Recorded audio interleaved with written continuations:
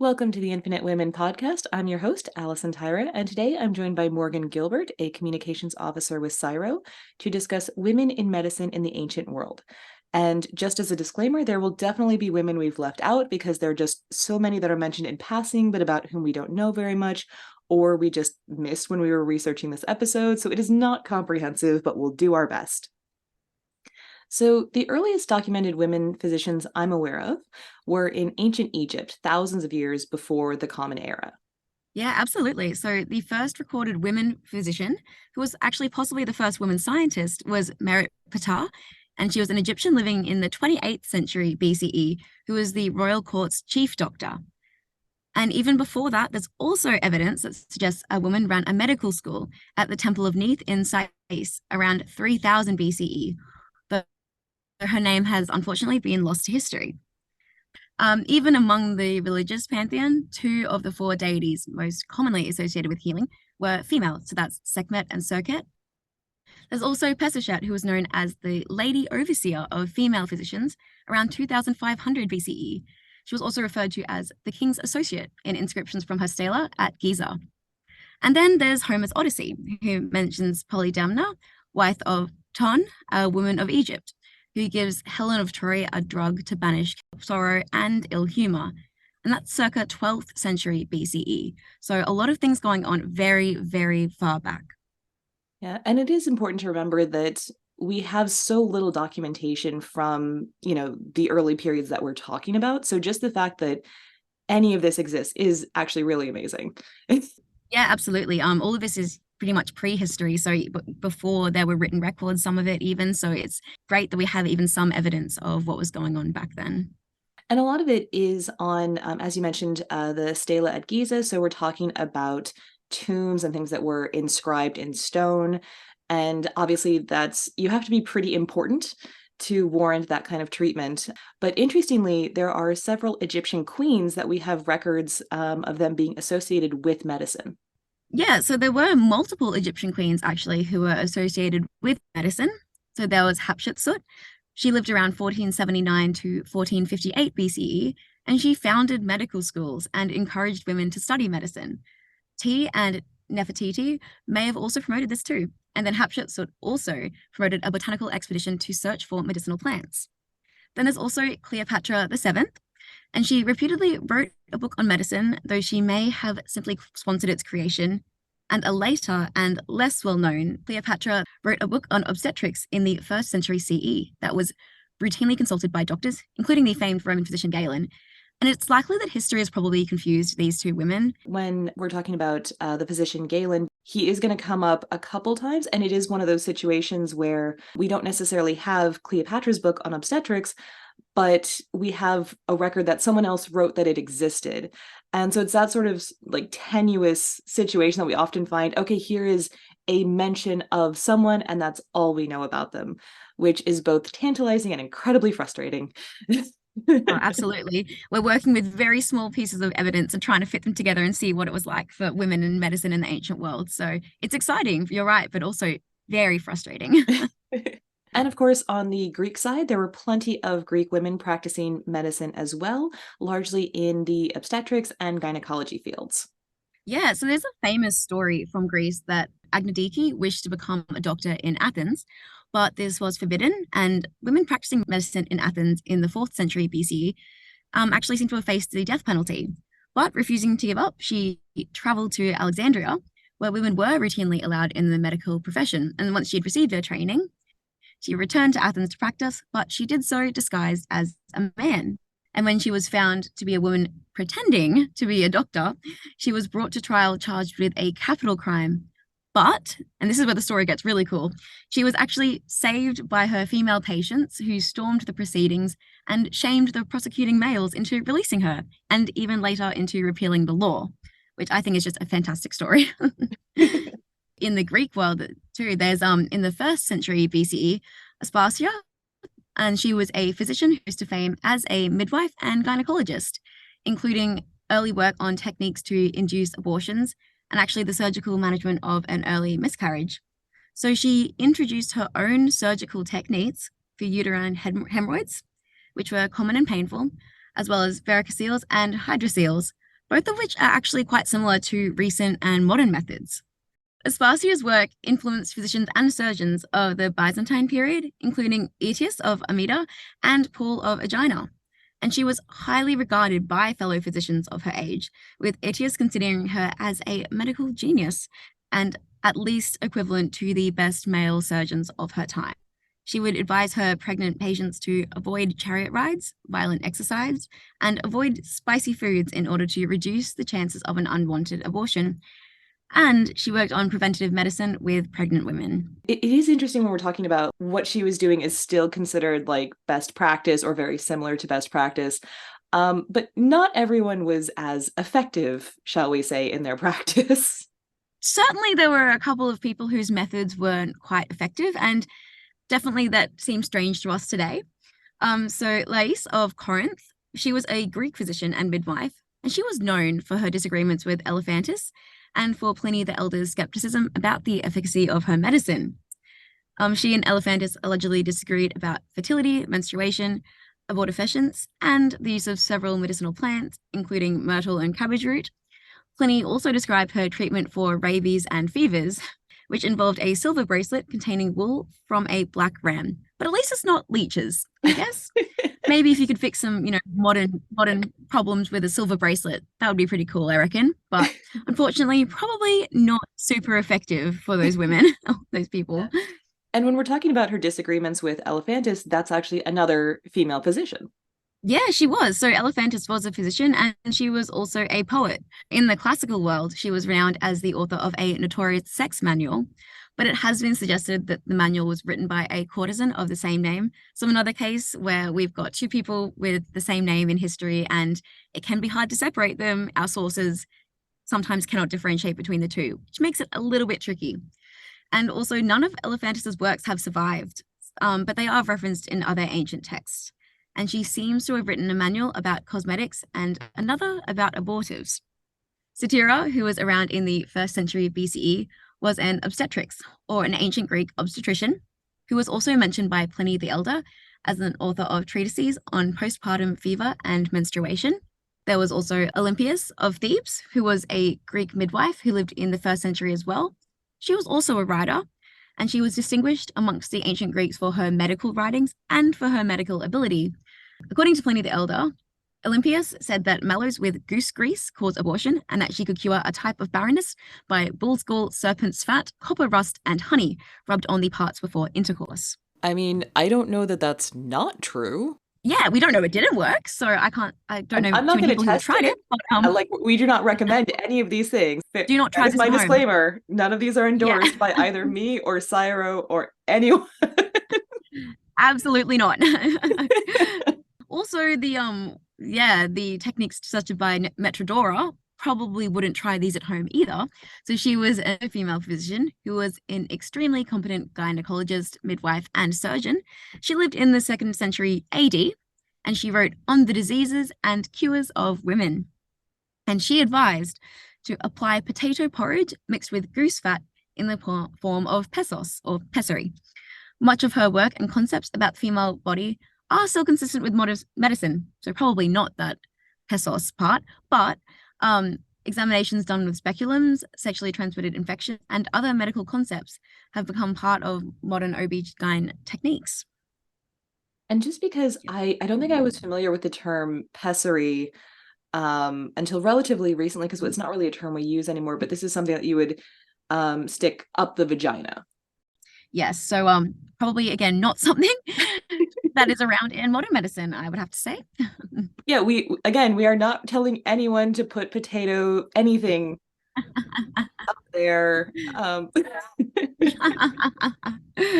And so it's not surprising that, when we hear about women, particularly women who were socially acceptable enough for men like Pliny or Galen to be writing about, it's not surprising that a lot of them were working specifically in women's reproductive health.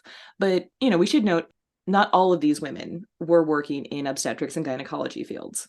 There's definitely evidence of women who were working much more broadly in medicine and looking at different aspects.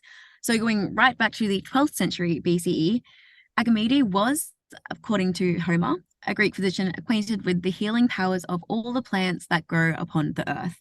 That would be pretty cool. There's also Sulfur, who is described by Pliny the Elder as an obstetrix, but the remedies that he's attributed to her were actually for more general things like sunburn, stiff or numbed limbs, and dog bites. Ah, yes, that famous pregnancy problem, dog bites. Yes, dog bites, yes. And we're also once again relying on Pliny regarding the naming of the plant genus Artemisia. He says it was named after Queen Artemisia II of Caria, who was also a botanist and medical researcher. She was also a naval strategist, military commander, and ruler as satrap of Caria. I wish I was that cool. I don't know about you, but to be all of those things, very, very impressive. I mean, it also sounds a bit exhausting. Like, it just seems like a lot. Oh, yeah. I I love the Yeah, phrase, no. I don't want to lean in. I want to lie down, which I think is an Ali Wong Oh, comedy quote. absolutely. Yeah, and so there was another woman, the physician Glycon, honored his wife Panthea, who was also a physician, with the inscription, "You raised high our common fame in healing. Though you were a woman, you were not behind me in skill," which is, very lovely. You'd hope that it be expected, but that people acknowledge the women's skills, but it's a very lovely inscription. In Plato's On the Republic in ancient Greece, he argues that like jobs that were like for the good of the state should actually be assigned to people based on their aptitude, not on anything else. And so he actually says that a man skilled in medicine and a woman skilled in medicine in respect of their minds have the same nature. And it seems that he was actually saying this in a way to support his point. And he was saying that this actually is so common and it is happening in the ancient Greek world, and therefore we should apply it to other jobs. So it is interesting that we even have that example of the fact that there were female physicians around and that people accepted that as part of the ancient life. And it's unfortunate we don't have more evidence directly about that area. My understanding of, especially when it comes to like archaeology, where we're looking at things that are just so far back, there are a lot of things that are referenced in passing but are assumed to be common knowledge for the people that it was written for in that time. But because we don't have that knowledge, it just makes no sense. And it's again those little like tantalizing tidbits where they just casually reference something that everyone knows about, so we don't have to explicitly explain what we're Yeah. talking about. But then for a modern audience and scholars, it's just, what do you mean by that? Yeah, what are Explain you talking it. about? Who was this person? Yeah, you find a lot in ancient texts. It goes, yeah, so this person who everyone knows, or everyone knows of this person's achievements, and you read it and you go, what were their achievements? We don't know. Ancient people did very much know all of these things, and it's just, oh, we wish we knew all those things that they assume we would know. Well, it's like when I first came to Australia, if you mention the first fleet, every Australian knows that, that's when the British first landed here. And as someone who was not Australian, I obviously had no context for that. And so even today we get it in like intercultural contexts as well. In the future, if people looking back and they see like our recipes and stuff, and it says 6 eggs, but no specification that they're chicken eggs. And so maybe in a time where people are using eggs of different animals. That's what I think about sometimes in that example. They wouldn't know those basic things perhaps about us and our lives, and we don't know those things about the ancient world. So we're relying on what evidence we do have and can find and trying to piece it together. Exactly. And so if we are assuming from an archaeological lens that female physicians were not uncommon, they were perhaps clearly not as common as the men. Oh, If we're absolutely seeing not. comments like, oh, she was at least as good as the best men, and, although you were a woman, you were not behind me in skill. So there's still a bit of that. But if we're assuming that they are relatively common, it's not necessarily something that everybody has to say all the time. Yeah, and I think that's partly why we don't have much evidence on it. So it's good to know that they did exist and they probably weren't common, but it is nice to think that perhaps in the ancient world they were, as time progressed, more open to it. And of course, then there were the Romans, because I feel like we can't talk about the Greeks without then getting into the Romans. Oh, absolutely. There are inscriptions that reference several women who were enslaved healers, such as Secunda, who was midwife slave of Statilia the Elder, and Melitene, who was physician slave of Apuleius, and Minucia, a freed woman of a Roman citizen woman physician. So that suggests that she was enslaved and later freed.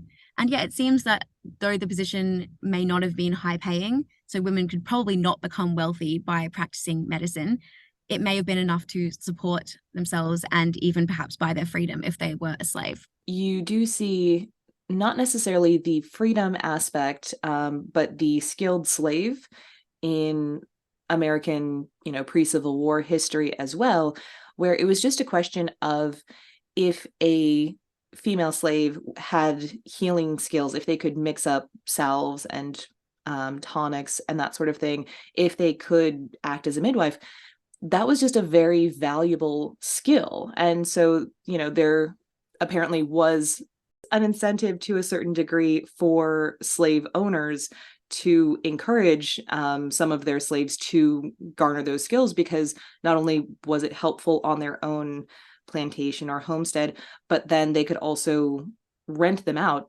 essentially. And so you've got the slave owner gaining more income from that slave's abilities. And then we even had women apparently performing surgery, which I know we've mentioned previously, but the idea of C-sections, which of course are at least apocryphally named for Julius Caesar, makes me very cringy. It disturbs me. Yes, no, I kind of agree with that. But no, Terentia Prima, who was around in the first or second century CE, was apparently capable of performing C-sections. So I can't imagine performing a surgery of that kind in that time. I can't even imagine what it would have been like. But apparently there were not only men but women who were performing them. And in the Roman world, we have a couple more. So we have Aemilia Hilaria. She was a Gallo-Roman physician and she practiced medicine. And she also wrote books on gynecology and obstetrics. And we know about her because she's actually included in her nephew's poetry. So Ausonius's poem about his aunt described her as a dedicated virgin who rejected marriage in order to further her career. He described her as trained in the medical arts as well as any man. Her nephew called her an honest and skilled physician who also assisted her physician brother in his own studies. It is interesting to see, a woman rejecting marriage in order to be a, ancient Roman career gal. From what I've seen, there is a lot of women whose career just ends when they get married and have kids. And so it is sort of fascinating to see, even as early as, the 300 CE, that at least some women were able to say, no, I'm just going to go do this instead. Yeah, the fact that she could perhaps have done this full time and throughout her whole life is really quite wonderful. And then we've got Galen coming up again. He mentioned a bunch of women, which is really great. So one of those was Favila, a Roman physician who had developed useful remedies for diarrhea and the coughing up of blood. I would hate to know what the remedies were that she developed. Can't imagine that they would have been pretty. The three slave women that we had mentioned earlier, we know about all of them because of inscriptions, but there's also an interesting one called the Restituta inscription. It's a really unique inscription and it was dedicated by a woman, so Restituta, to her professor and patron, Claudius Alcumus, who was also a doctor of Caesar. It is the only excavated epigraph that documents the relationship between a female physician and her male teacher. And so just that content alone makes the Restituta inscription significant for the understanding the role played by women in the medical profession of first century CE Rome. And so the inscription, and it was uncovered in Rome and dated to the first century CE, reads, "For Tiberius Claudius Alcumus, doctor of Caesar, made by Restituta for her patron and professor, good and worthy, he lived 82 years." So maybe he was a very successful doctor if he lived 82. Very impressive in the ancient world. And then there was Antiochus of Tlos. So she was in the first century, either BCE or CE, they're not sure. And interestingly, she studied under her dad, which is something I've seen in other fields as well. Like you might have a painter who learned to paint because her father was a painter. And so she apprenticed under her dad, Diodotus of Tlos. Antiochus apprenticed under her dad, and she actually gained notoriety throughout the Lycian region for her medical practice. And it was thinking 1892, an Austrian expedition found a pedestal in Lycia, and the statue was gone, but an inscription remained on the ruins, which date back to the time of Antiochus. The inscription reads, Antiochus of Tlos, daughter of Diodotus, commended by the council and the people of Tlos for her experience in the art, has set up this statue of herself. Respect. Setting up a statue of yourself? Respect. And so the language of the inscription may mean that Antiochus held the official position of city physician. These physicians were hired by city council, granted a salary, and held responsibility for some public duties. And the fact that she set the statue up herself means that she had ample funds and wanted to publicize her accomplishments, possibly as a physical note on the culture change associated with a successful female doctor. But the interesting thing is her reputation extended across the world and well past her own lifetime. Important medical writers and physicians referenced her as an authority for her work and treatments.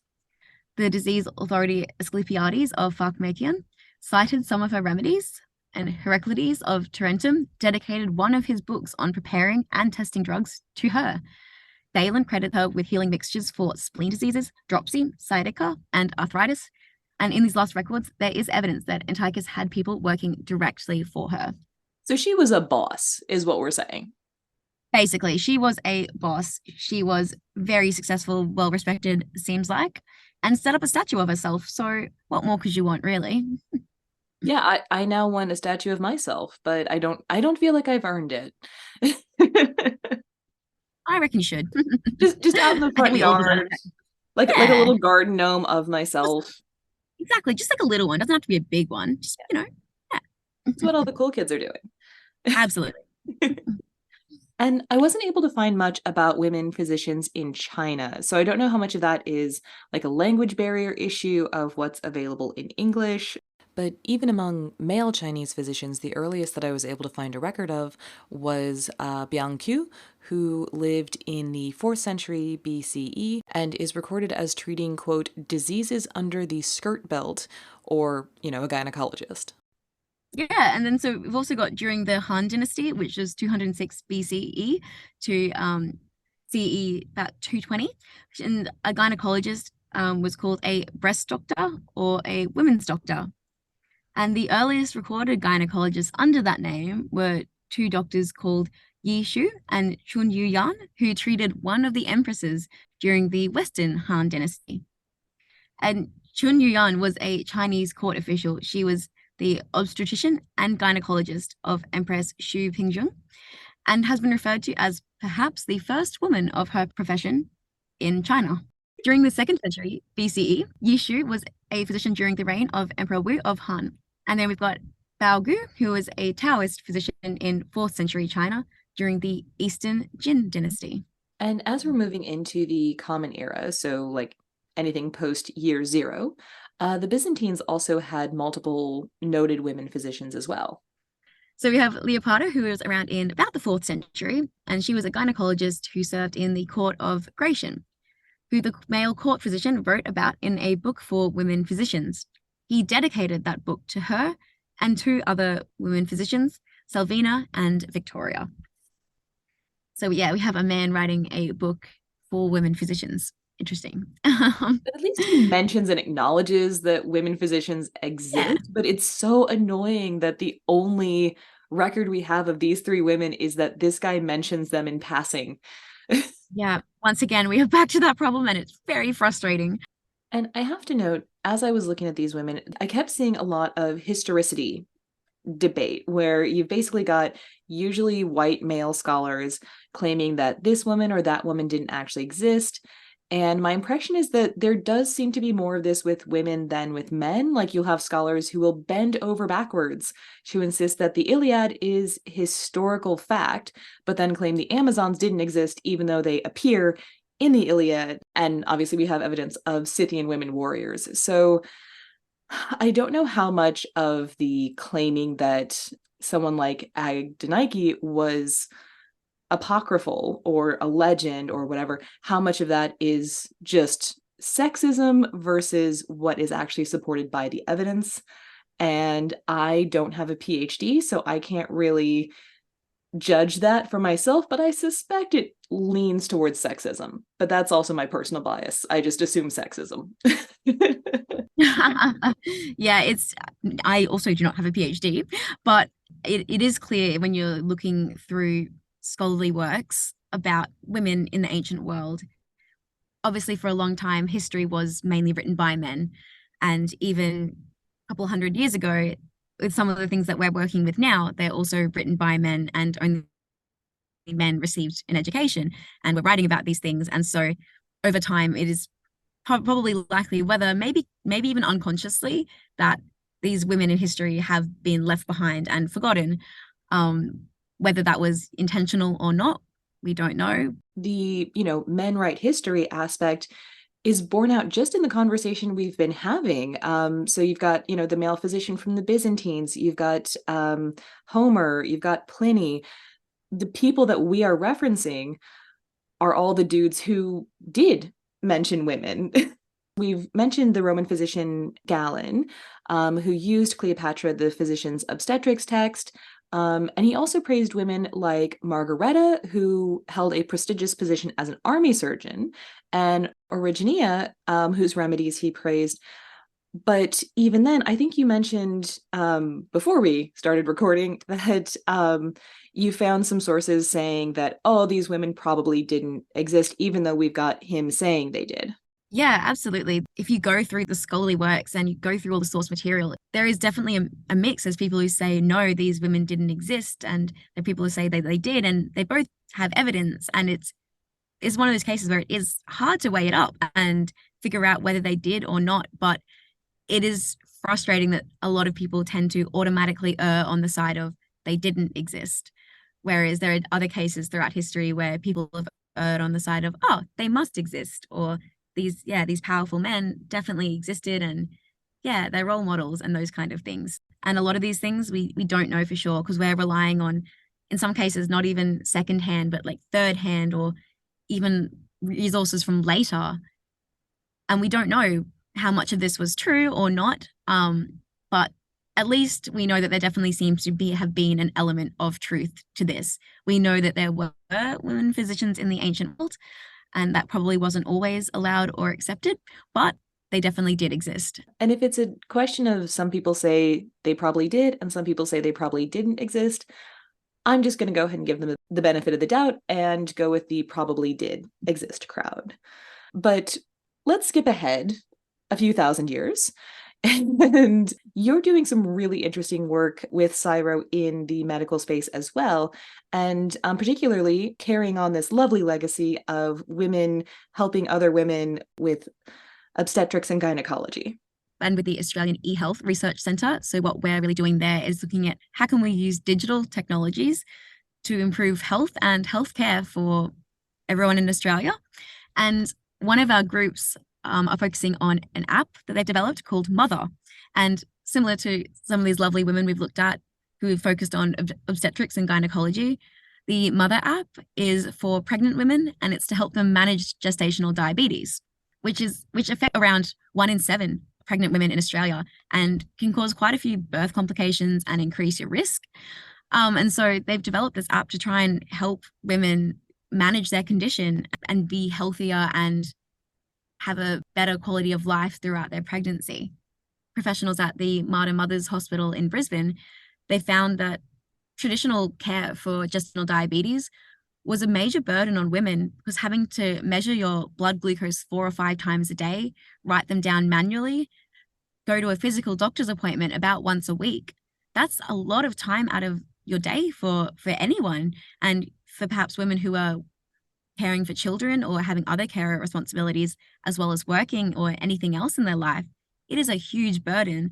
And so that's why they worked with CSIRO to start developing the Mother app. And so CSIRO developed it and they've tested it. And so far, the results have been really wonderful because the app allows women to automatically upload data from their glucometer to the Mother app. And then that gets shared with their care team, their clinicians. And so they don't have to be writing things down manually.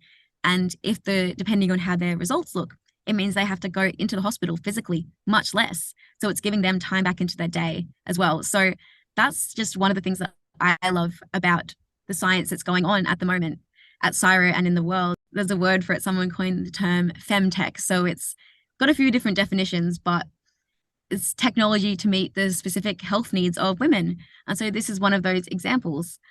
We've got an app developed mainly by women, and it's for a women's issue. And we're already seeing the effects that it's having on people's quality of life during their pregnancies. So that's what I really love about everything that's going on currently.